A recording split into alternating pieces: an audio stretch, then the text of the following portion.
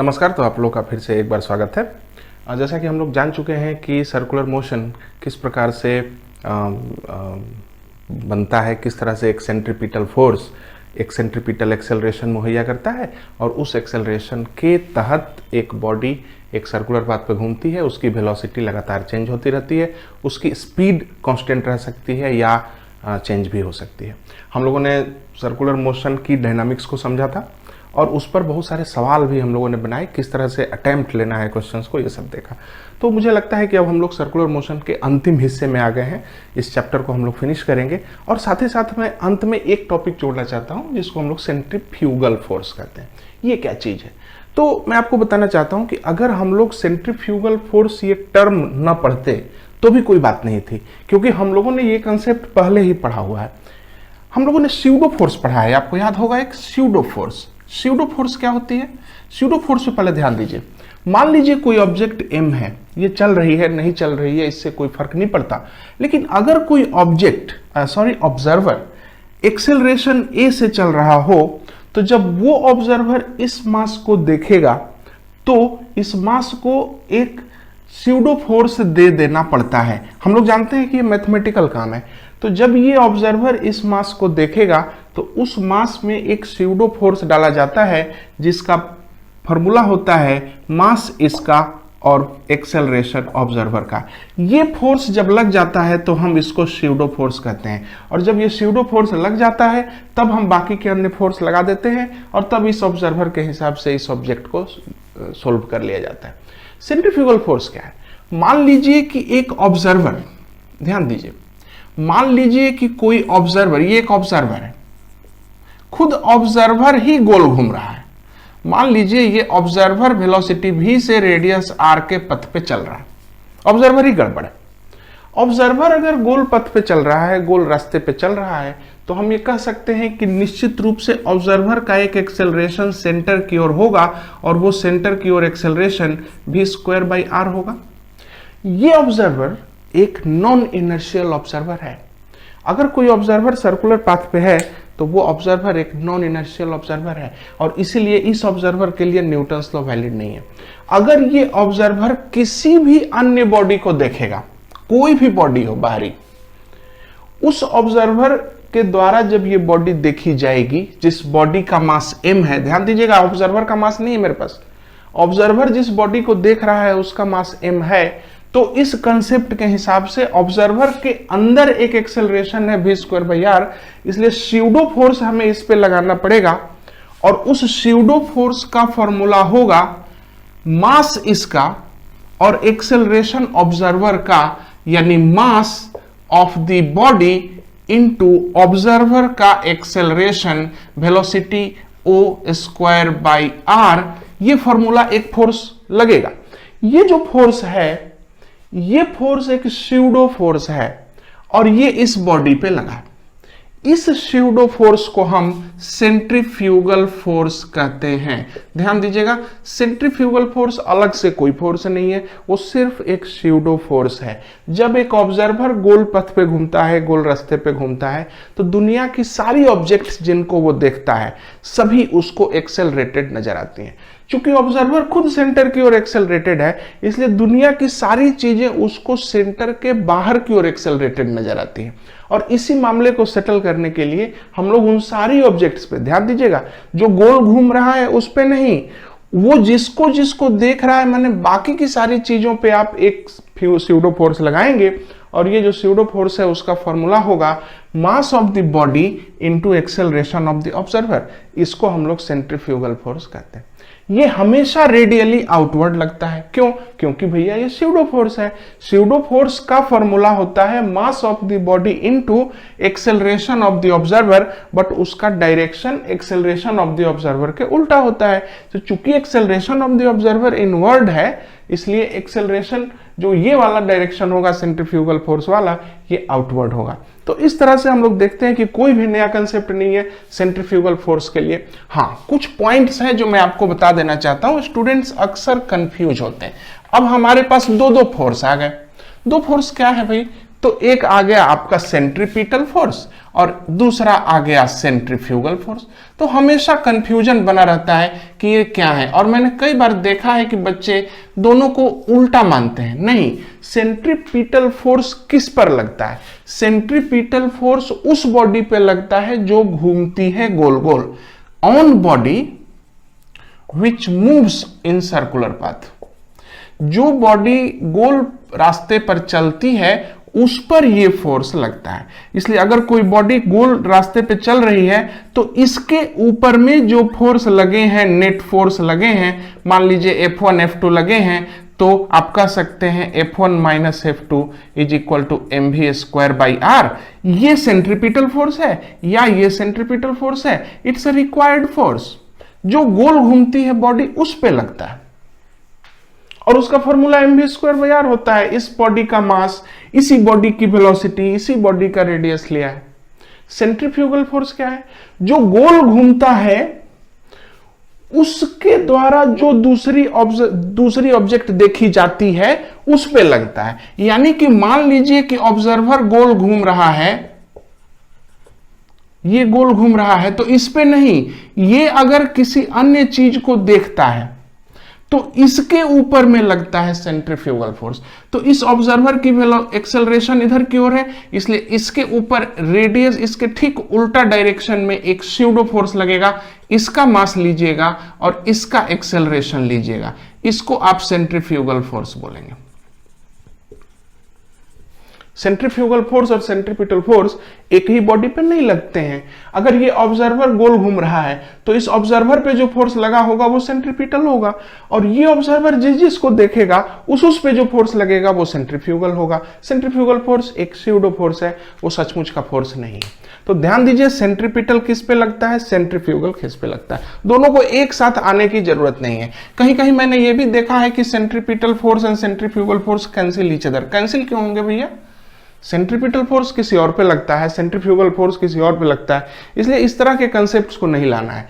याद रखिएगा, centrifugal force एक स्यूडो फोर्स है, और जरूरी नहीं है कि आप इसको यूज करें, जरूरी नहीं है कि आप इस ऑब्जर्वर के द्वारा कोई चीज देखें, जरूरी नहीं है, लेकिन centripetal force is a requirement. तो आइए हम लोग जरा देखें कि सेंट्रीफ्यूगल फोर्स आखिर जरूरी कब है। मैंने आपको पहले बताया था स्यूडो फोर्स का इस्तेमाल करते समय कि जब भी आपको ऐसा लगता है कि कोई बड़ी ऑब्जेक्ट एक्सेलरेटेड है और उसके अंदर कोई और चीज रखी हुई है, दोनों के ऊपर स्लाइडिंग की टेंडेंसी आ रही है, या बड़ी बॉडी के ऊपर छोटी बॉडी है, या बड़ी बॉडी के अंदर छोटी बॉडी है, तो ऐसे में उस छोटी बॉडी को हम बड़ी बॉडी के फ्रेम से ऑब्जर्व कर लेते थे और स्यूडो फोर्स देकर के मामले को सोल्व कर लेते थे। वही कंसेप्ट यहां भी है।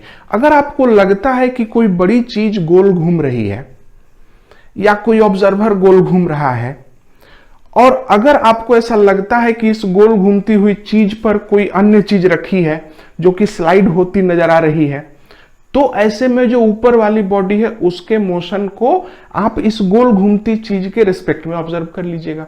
इससे क्या होगा कि आपको स्यूडो फोर्स तो लगाना पड़ेगा, लेकिन मामला सिंपल बन जाएगा।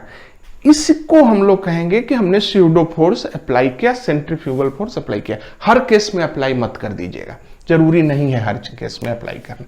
जैसे मान लीजिए, मैं आपको एक बताता हूं, एक एग्जांपल देता हूं आपकी लाइफ से।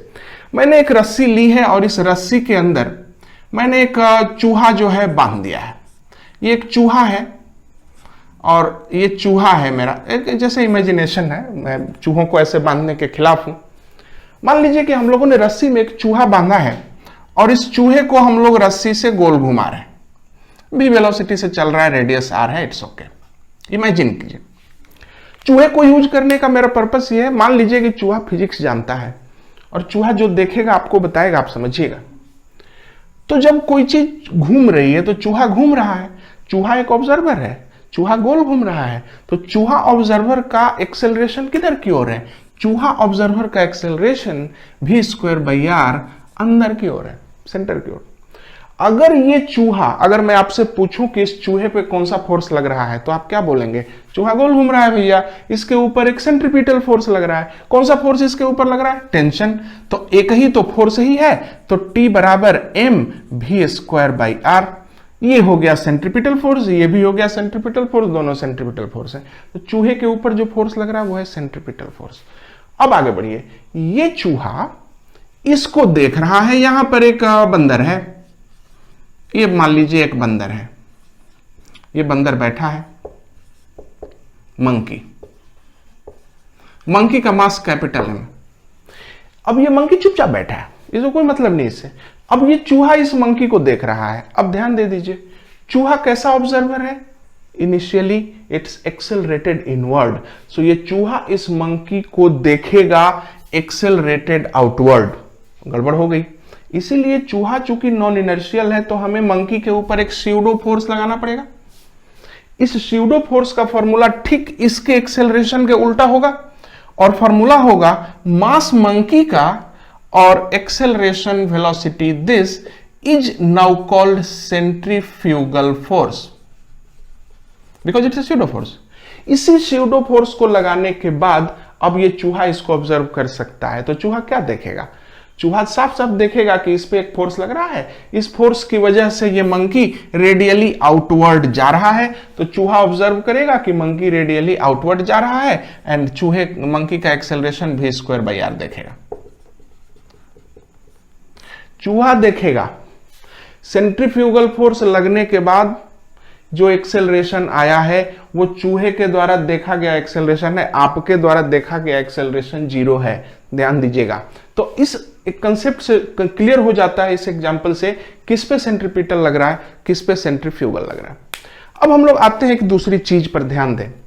मान लीजिए कि ये धागा अगर टूट जाता है, गौर कीजिएगा, अब यहां पे चीजें जो है धीरे धीरे मुड़ेंगी।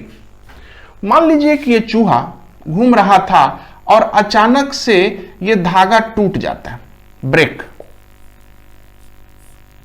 इस ब्रेक को ऑब्जर्व करिए और इस ब्रेक को एक्सप्लेन करिए। नंबर 1, अगर आप ग्राउंड से ऑब्जर्व करते हैं, ग्राउंड से ऑब्जर्व कर रहे हैं, जमीन से, तो जब हम लोग इस फेनोमेनन को ऑब्जर्व करेंगे तो कहेंगे कि भैया देखिए ये जो T था वही mv²/r दे रहा था, because T was mv²/r। Tension was the only force which was giving centripetal force। तो जैसे ही धागा टूट जाएगा तो टेंशन 0 हो जाएगा, so centripetal force will not be provided, and so this body will no longer be in a circular motion. और इसीलिए चूंकि सर्कुलर मोशन नहीं रह पाएगा, इसीलिए ये बॉडी जो है ठीक टेंजेंट की ओर निकलेगी, क्योंकि सर्कुलर मोशन कंटिन्यू ही नहीं कर पाएगा, इसलिए बॉडी ठीक से निकलेगी टेंजेंशियल। जवाब दीजिए कि टेंजेंशियल क्यों लगेगा?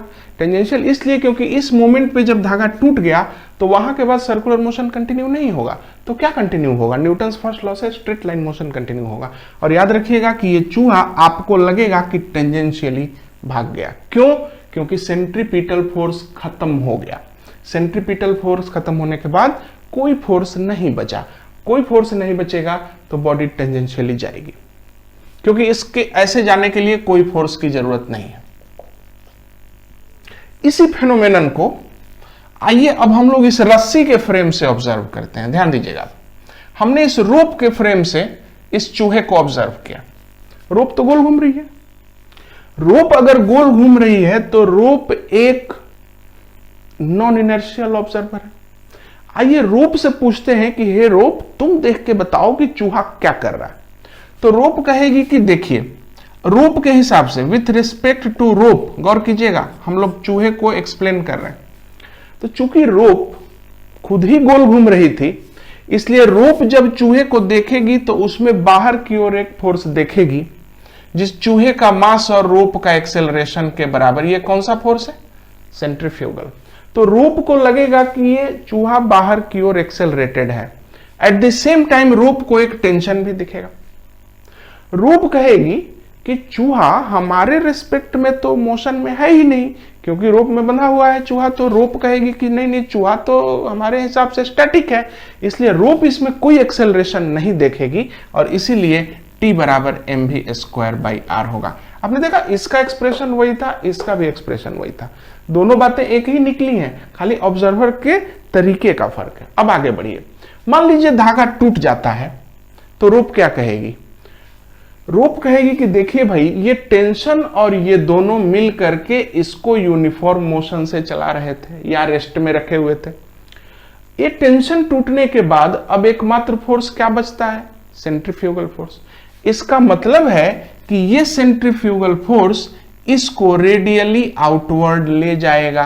तो ध्यान दीजिए, जिसको आप कह रहे थे कि टेंजेंशियली जा रहा है, रोप के हिसाब से वो रेडियली जा रहा है। ठीक से गौर कीजिएगा, ध्यान दीजिए। देखिए रोप जो है, रोप तो ऐसे चलती है ना, मान लीजिए कि ये चूहे के टूटने के बाद भी रोप चल रही है, तो जो चूहा आपको लगता है टेंजेंशियली जाता हुआ, अगर आप रोप हैं खुद को तो ठीक से देखिए कि ये रोप पे किधर जा रहा है। रोप के हिसाब से जब आप इस पॉइंट पे हैं तो थोड़ा उधर गया, यहां आए तो थोड़ा और आगे, थोड़ा और आगे, थोड़ा और आगे। यानी कि जो चीज आपको टेंजेंशियली जाती हुई नजर आई, रोप को वो टेंजेंशियली नहीं नजर आएगी, वो रोप को रेडियली नजर आएगी। इसीलिए रोप कहेगी कि in absence of tension, tension absent है और इसीलिए the rat was pulled out by centrifugal force. Centrifugal force के चलते रैट जो है बाहर पुल किया गया और रेडियली आउटवर्ड गया। तो कुछ कहेगा कि भाई टेंजेंशियली गया कि रेडियली गया, तो आपका जवाब इस बात पर डिपेंड करेगा कि ऑब्जर्व किसने किया। अगर आप जमीन से ऑब्जर्व कर रहे हैं तो आपको टेंजेंशियली जाता दिखेगा, अगर आप यहां से रोप से ऑब्जर्व कर रहे हैं तो आपको वो रेडियली बाहर जाता हुआ दिखेगा। असल में मोशन यही है, परंतु अलग अलग चीजों के देखने का नजरिया है और इसलिए आंसर डिफरेंट आता है। तो इसलिए ध्यान दीजिएगा, टेंजेंशियली जाना आपके लिए है, बट रोप के लिए वो रेडियली आउटवर्ड जाना है, एक ही बात है। तो इस तरह से हम लोगों ने देखा कि सेंट्रीफ्यूगल फोर्स से कैसे एक्सप्लेन करते हैं। चीजों पे ध्यान दीजिएगा, ऐसे बॉडीज चलती हैं। एक्सप्लेन करने सीखना पड़ेगा आपको कि एक्सप्लेन करते समय किस तरह से हम लोग ऑब्जर्वर को देख लें कि कौन एक्सप्लेन करने जा रहा है। आइए अब हम लोग छोटे छोटे सवालों को बनाएंगे। ध्यान दीजिएगा, मान लीजिए क्वेश्चन है कि यहां पर एक बॉडी है, एक डिस्क है। ध्यान दीजिएगा, ये डिस्क गोल घूम रही है ओमेगा की स्पीड से। मैंने कहा था ना, अगर कोई चीज गोल घूमे तो उस गोल घूमने वाली चीज के ऊपर अगर कोई अन्य चीज रखी हो तो इसके मोशन को इसके फ्रेम से ऑब्जर्व करना ज्यादा अच्छा होता है। तो ये गोल घूम रहा है और ये मास रखा है। ठीक से चलिए, आइए इस मास का इसके थ्रू हम लोग फ्री बॉडी डायग्राम बनाते हैं। तो चूंकि ये डिस्क खुद ही ओमेगा से घूम रही है, इसलिए ये डिस्क जो है अंदर की ओर एक्सेलरेटेड है ओमेगा स्क्वायर आर से। इसलिए जब इस मास को देखेंगे हम, तो इस मास में एक स्यूडो फोर्स लगेगा m ओमेगा स्क्वायर आर का। किसके रिस्पेक्ट में? With respect to disc. Disc के रिस्पेक्ट में ये m ओमेगा स्क्वायर आर लगेगा। और अगर ये बेहद स्मूथ है, ये r डिस्टेंस है,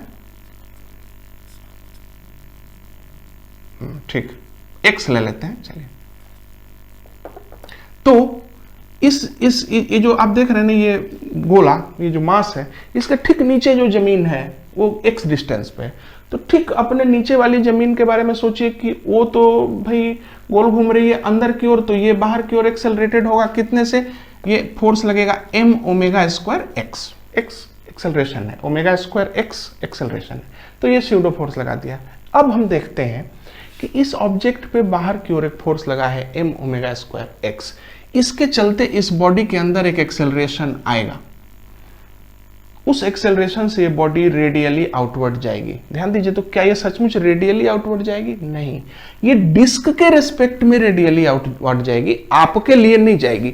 आपके लिए वो टेंजेंशियली जाएगी। कैसे? ध्यान दीजिएगा, आपके लिए ये बॉडी ऐसे जाएगी, आपके लिए बॉडी उधर जाके गिर जाएगी, जबकि डिस्क के लिए ये बॉडी ऐसे जाएगी। ध्यान दीजिए, देखिए डिस्क को लगता है कि ये बॉडी, देखिए डिस्क ऐसे घूमेगा तो डिस्क को लगता है कि ये बॉडी रेडियली आउटवर्ड छटक रही है। Due to centrifugal force. लेकिन आपको लगेगा कि ऐसा कुछ नहीं है, डिस्क घूम रही है तो उधर जाके स्लाइड कर गया। तो एक ही चीज के दो नजरिए हैं देखने के, ध्यान दीजिएगा। जो टेंजेंशियली आपको दिखता है वो इस डिस्क को, इस चक्के को रेडियली आउटवर्ड जाता हुआ दिखता है। तो चलिए अब हम लोग ये पता करें कि अगर m ओमेगा स्क्वायर एक्स इसका एक्सेलरेशन है तो किस तरह से हम लोग सेटअप कर सकते हैं। तो आप जानते हैं कि एक्सेलरेशन का फॉर्मूला ओमेगा स्क्वायर एक्स होगा इस लोकेशन पे, यानी कि जितना ज्यादा दूर रखेंगे उतना ज्यादा तेजी से स्लिप कर जाएगा ये। अगर इसको यहां पे रख देंगे तो यहां पर एक्सेलरेशन यहां पे जीरो हो जाएगा, because x is zero. This is the acceleration with respect to disc. ध्यान दीजिएगा, it's not original acceleration, it's acceleration of slipping. तो एक को तो आप जानते हैं कि आप लिख सकते हैं v स्क्वायर बाई एक्स पे लिख सकते हैं, ओमेगा स्क्वायर एक्स पे लिख सकते हैं, इसमें कोई प्रॉब्लम नहीं है। आप इसमें v स्क्वायर बाई आर को भी यूज कर सकते हैं। ये रहा ओमेगा स्क्वायर एक्स। आप चाहे तो इसको v dv by dx is equal to omega square x भी लिख सकते हैं, क्योंकि आप एक्सेलरेशन को v dv बाई dx करते हैं। ओमेगा कांस्टेंट है, v dv है, आप इसको लिख सकते हैं v dv is equal to omega square x dx। अब आप यहां पे लिमिट भी ले सकते हैं। मान लीजिए कि मैंने x का वैल्यू L/2 लिया था शुरू में, उस समय वेलोसिटी 0 थी, रेस्ट में रख दिया था। तो जब x का वैल्यू L है यानी किनारे, तो v का वैल्यू निकालिए। तो आप लिख देंगे v square by 2 is equal to omega square by 2 L square minus L/2 whole square. Get v। इस वेलोसिटी से वो निकल जाएगा, गिर जाएगा जाके, वो इसको दिखेगा, आपको नहीं दिखेगा। तो इस प्रकार से आप देख सकते हैं कि जब एक बड़ी चीज स्लाइड हो तो उस बॉडी के ऊपर अगर कोई अन्य चीज हो तो हम लोग उस छोटी वाली ऑब्जेक्ट को सेंट्रीफ्यूगल फोर्स के कंसेप्ट से ट्रीट करेंगे तो ज्यादा बेहतर होगा। एक और सवाल ले लेते हैं, और यहां फ्रिक्शन भी हो सकता है, ध्यान दीजिएगा। इसके ऊपर स्यूडो फोर्स लगी है m ओमेगा स्क्वायर एक्स। आइए फिर से देख लीजिए, स्यूडो फोर्स लगी है m ओमेगा स्क्वायर एक्स, और यहां है नॉर्मल और यहां है mg, और यहां नीचे की ओर फ्रिक्शन है। गौर कीजिएगा, ध्यान दीजिएगा, इस सवाल पे मैं भूल रहा था, मुझे इसको डिस्कस करना था। अगर फ्रिक्शन मैक्स जाहिर है म्यू mg के बराबर है। अगर friction max m omega square x से ज्यादा है, यानी म्यू mg अगर m ओमेगा स्क्वायर एक्स से ज्यादा है, यानी म्यू जी जो है यानी x का value mu g by omega square से कम है, यानी अगर x का value mu g by omega square से कम है तो ये बॉडी कहीं स्लिप नहीं कर पाएगी, because friction is very strong, so कहीं जाएगा नहीं। एंड तो नो स्लिपिंग, स्लिप नहीं करेगा बाहर, क्योंकि फ्रिक्शन इसको, इस फोर्स को रोक दे रहा, ये स्लिप नहीं करेगा। और एक्चुअल फ्रिक्शन कितने के बराबर हो जाएगा? फ्रिक्शन वही कितने के बराबर हो जाएगा? जितने जरूरत थी उतने ही हो जाएगा। तो यानी इसको कितने की जरूरत है? ये m ओमेगा स्क्वायर एक्स के बराबर हो जाएगा। लेकिन अगर आपने इस ऑब्जेक्ट को थोड़ा सा दूर रख दिया है, x का वैल्यू अगर आप बढ़ा देंगे, तो जब m ओमेगा स्क्वायर एक्स का वैल्यू म्यू mg से बढ़ जाएगा इससे, तब तो ये बॉडी बाहर स्लिप करेगी। मैंने कहा है बाहर स्लिप करेगी। स्लिप का मतलब क्या होता है? स्लिप का मतलब होता है रिलेटिव स्लिपिंग। इसके ऊपर स्लिप कर रही है, आपको दूसरा चीज दिखेगा, इसको लगेगा कि बाहर स्लिप कर रही है, और उसके स्लिप करने का एक्सेलरेशन होगा m omega square x minus mu mg। ये रहा एक्सेलरेशन बाई m, ये एक्सेलरेशन होगा उसके स्लिप करने का। यानी कि ऑब्जेक्ट को कहां रखेंगे ये बात मैटर करता है।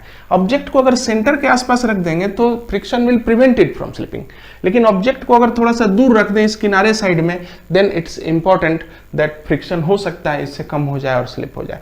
एच.सी. वर्मा की किताब में और हर किताब में इस पे क्वेश्चन है कि एक गोल चीज घूम रही है, इतना फ्रिक्शन का कोफिशिएंट है, सेंटर से कितनी दूर रख दें कि ये जस्ट स्लिप ना करे, सेंटर से कहां रख दें कि ये जस्ट स्लिप ना करें।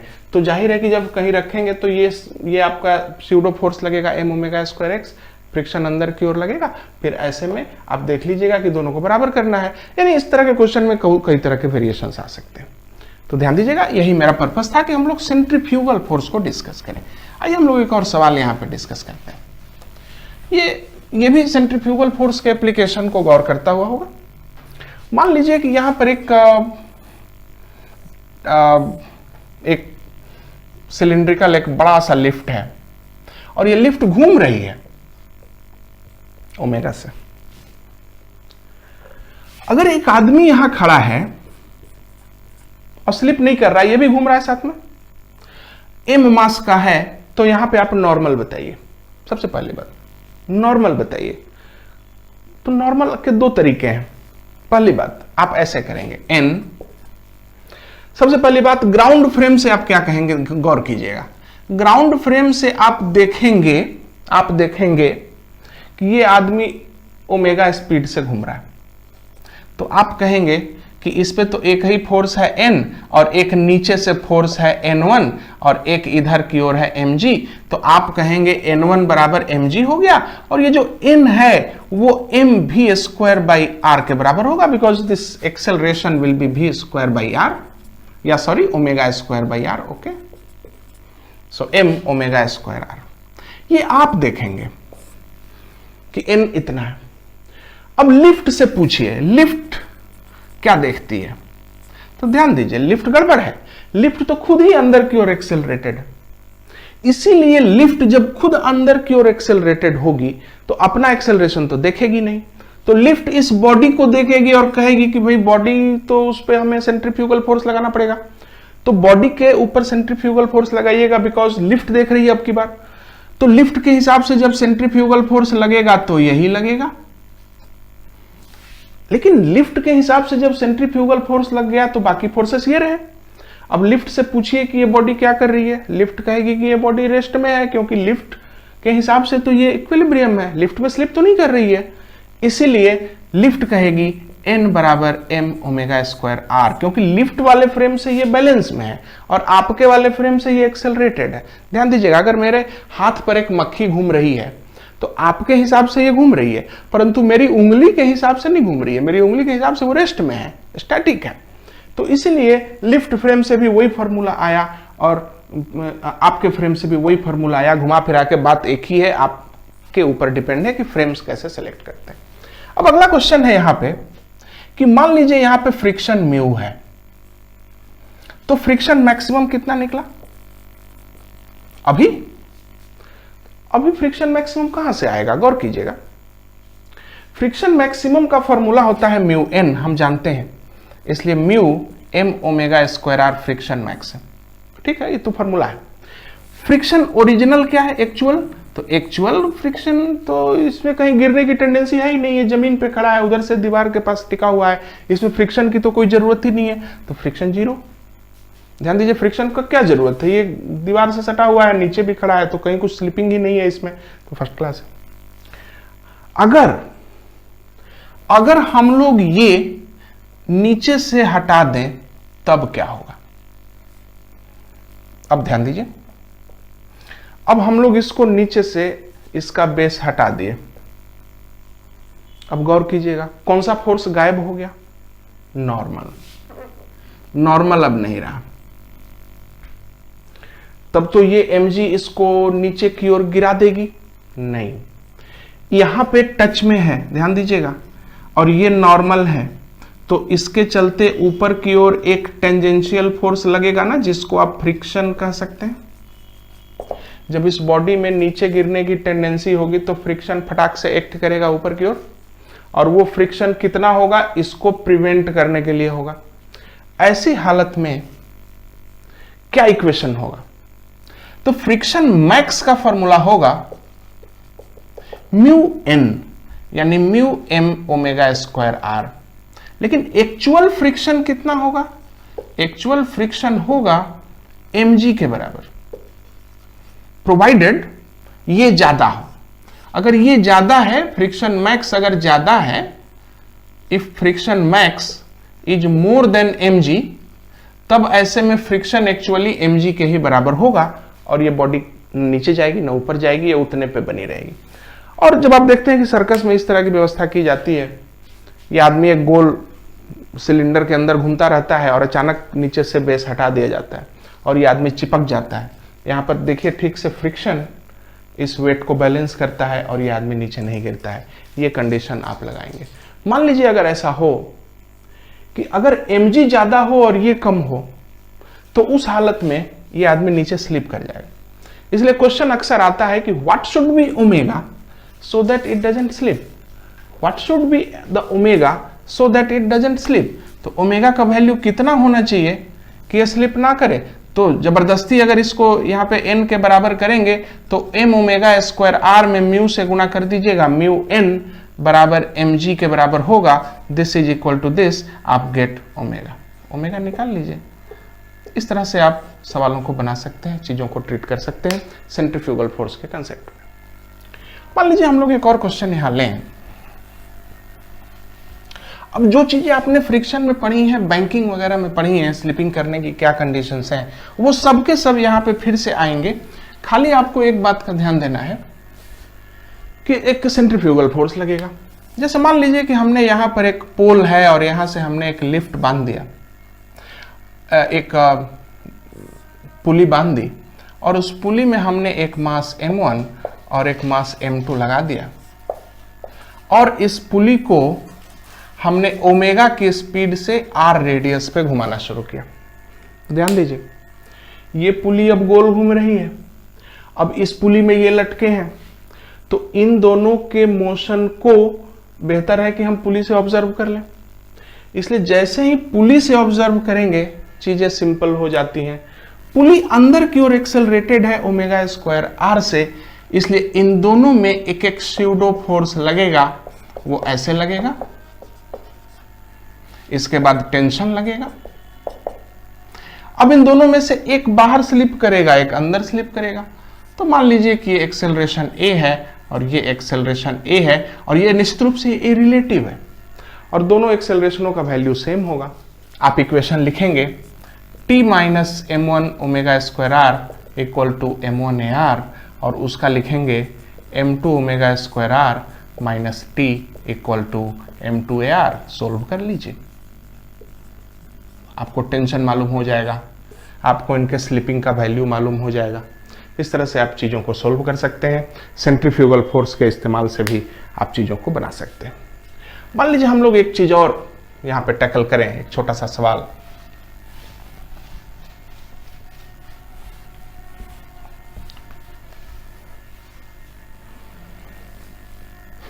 उसी तरह से मान लीजिए ये डिस्क गोल घूम रही है, r रेडियस की डिस्क है, ओमेगा स्पीड से घूम रही है। यहां पर एक स्लोप हमने फिक्स किया है और यहां पर एक मास m है। ध्यान दीजिएगा, इस मास को देखिए। अब ये चूंकि गोल घूम रहा है तो ये भी गोल घूमेगा, तो ये भी गोल घूमेगा। तो इसको अगर देखें तो यहां से देखने पे इस मास में दो चीजें नजर आती हैं। सबसे पहली बात तो ये पहले इस पे सेंट्रीफ्यूगल फोर्स लगेगा और ये इधर की ओर स्लिप भी कर सकता है। तो मान लीजिए हम लोग डिस्कस करें और ये सोचने की कोशिश करें कि what should be the omega so that it doesn't slip down, it doesn't slip down. ये नीचे की ओर स्लिप नहीं करना चाहिए। अभी फ्रिक्शनलेस मान लेते हैं। तो इसके हिसाब से इसको अगर हम ऑब्जर्व करते हैं तो सबसे पहले इस पे कितना फोर्स लगा देंगे आप, m ओमेगा स्क्वायर r, इस पे लग गया फोर्स।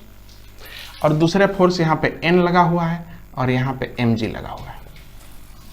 ये तीन फोर्स लगे हैं और कतई स्लिप नहीं करना है, यानी कि इसके हिसाब से ये स्टैटिक है। तो अगर स्टैटिक है तो सारे फोर्सेस को आप बराबर कर दीजिए। तो ठीक से देख लीजिए, यहाँ पे थीटा होगा, ये n cos थीटा होगा, यहाँ पर n sin थीटा होगा। अब कहेंगे n cos थीटा अगर mg के बराबर हो जाए और n sin थीटा अगर m ओमेगा स्क्वायर r के बराबर हो जाए तो आप निकाल सकते हैं ओमेगा का वैल्यू, r का वैल्यू, n का वैल्यू, जो भी चीज आपको बोली जाए आप इन दोनों इक्वेशन से बना सकते हैं। यहाँ से ओमेगा मिल जाएगा, कितना ओमेगा होना चाहिए सो दैट ये नीचे की ओर स्लिप ना करे। इसी बात को थोड़ा सा हम बढ़ा सकते हैं और कह सकते हैं कि भैया देखो यहाँ फ्रिक्शन भी है। अब यहाँ पे मान लीजिए फ्रिक्शन भी है, तो क्वेश्चन है कि what should be the omega so that it doesn't slip down.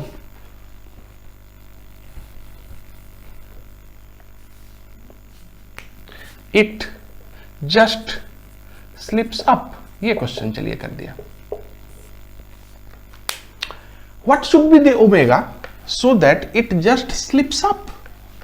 अब इस क्वेश्चन पे गौर कीजिएगा, यहां पे ये ऑब्जेक्ट बनाया, यहां पे ये मास बनाया, अब इसको ऊपर की ओर स्लिप करना है, ये रहा नॉर्मल, ये इधर की ओर m ओमेगा स्क्वायर r, यहां पे लगेगा mg और फ्रिक्शन नीचे की ओर लगेगा इधर, क्योंकि आप ऊपर जाने की टेंडेंसी के बारे में पूछ रहे हैं तो फ्रिक्शन नीचे जाएगा। अब सबसे पहले आप चीजों को तोड़ें, तोड़ते समय अब ध्यान दीजिए कि अब चीजों को ऐसे तोड़ने में ज्यादा अच्छा रहेगा। तो आइए हम लोग तोड़ देते हैं mg को, mg sine theta, mg cos theta, और यहां पे इधर की ओर जाएगा म्यू n, और ये वाला जो फोर्स है, जैसे अगर ये थीटा है तो ये भी थीटा होगा, तो m omega square r cos theta, और इसका एक कंपोनेंट इधर आएगा m omega square r sine theta. अब देख सकते हैं आप कि चीजें कैसे चल रही हैं। n जो है बराबर है mg cos theta plus m omega square r sine theta के, लेकिन इस डायरेक्शन में जस्ट स्लिपिंग की कंडीशन है तो एक्सेलरेशन 0 ले लेंगे, इसलिए लिखेंगे m omega square r cos theta is equal to mg sine theta plus mu n। इस इक्वेशन को सोल्व करेंगे और तब जो आपको ओमेगा का वैल्यू मिलेगा वो बताएगा कि what should be the omega so that it just slips up. उसी तरह से what should be the omega so that it just slips down, तो फिर इसमें तो देखना पड़ेगा कि म्यू का वैल्यू पहले तो बहुत कम होना चाहिए, जस्ट स्लिप्स डाउन करेंगे तो फिर म्यू एन को ऊपर ले जाएंगे, और इसमें बहुत तरह की चीजें होंगी। जैसा कि आपने पढ़ा था उस सड़क वाले केस में there should be two velocities, तो उसी तरह से ओमेगा का मैक्सिमम वैल्यू आएगा। What should be the omega max so that it just doesn't go up, what should be the omega min so that it just doesn't go down. तो ये सारी चीजें जो है फिर से आ सकती हैं, और एक अच्छा स्टूडेंट इन सारे सवालों को सोल्व करता है। तो इस वीडियो का पर्पस था कि मैं आपको स्यूडो फोर्स के बारे में समझा दूं। स्यूडो फोर्स को जब हम सेंट्रीपिटल फोर्स के कॉन्टेक्स्ट में यूज करते हैं तो सर्कुलर मोशन के कॉन्टेक्स्ट में स्यूडो फोर्स का नाम हो जाता है सेंट्रीफ्यूगल फोर्स। सेंट्रीफ्यूगल फोर्स के बारे में बहुत सारी कंफ्यूजन्स हैं। जो ऑब्जेक्ट गोल गोल घूमती है उस ऑब्जेक्ट पे सेंट्रीपिटल फोर्स लगता है, लेकिन ये गोल घूमने वाली ऑब्जेक्ट जिस चीज को ऑब्जर्व करती है उस चीज पर सेंट्रीफ्यूगल फोर्स लगाया जाता है। तो याद रखिए कि जब एक गोल घूमती हुई चीज, जब एक चूहा गोल गोल घूम रहा है और वो चूहा, उसके ऊपर कौन सा फोर्स है? सेंट्रीपिटल। लेकिन जब चूहा आपको देखता है तो आपके ऊपर कौन सा फोर्स लग जाता है? सेंट्रीफ्यूगल, क्योंकि आपको देखने वाला ऑब्जर्वर खुद अंदर की ओर एक्सेलरेटेड है, इसलिए आपके ऊपर बाहर की ओर स्यूडो फोर्स लगाना पड़ेगा। Centrifugal force is always radially outward, it's not a real force. तो ये सारी चीजें हैं, ये सारे पॉइंट्स हैं। मैं आपसे रिक्वेस्ट कर रहा हूं कि कोई भी किताब चुनें और उस किताब को चुन करके उसके सेंट्रीफ्यूगल फोर्स वाला पोर्शन पढ़ें और सेंट्रीफ्यूगल पोर्शन के इस फोर्स के सवाल बनाएं। जब तक सवाल नहीं बनाएंगे, जब तक प्रैक्टिस नहीं करेंगे, तब तक कंसेप्ट डीप नहीं होगा। तो इस वीडियो के साथ हम लोगों ने सर्कुलर मोशन को कंप्लीट कर लिया है। अब अगला जो चैप्टर लेंगे हम लोग वो वर्क पावर एंड एनर्जी होगा। मुझे खुशी है कि काफ़ी स्मूथली मैं आगे बढ़ रहा हूँ और चीज़ों को कम से कम वीडियोज़ में ज़्यादा से ज़्यादा एक्सप्लेनेशन करते हुए मैं एक्सप्लेन कर रहा हूँ। जब भी आपको ऐसा लगे कि कोई ऐसा स्टूडेंट है जिसको ज़रूरत है इन क्लासेस की, आप उसको लिंक ज़रूर दीजिएगा और क्लास तेज़ी से आगे बढ़ेगा। और मेरी प्रॉमिस है, मेरा वादा है कि मैं सिलेबस को टाइम से कंप्लीट करूँगा। तो फिर मिलते हैं फिर से वर्क, एनर्जी एंड पावर के साथ।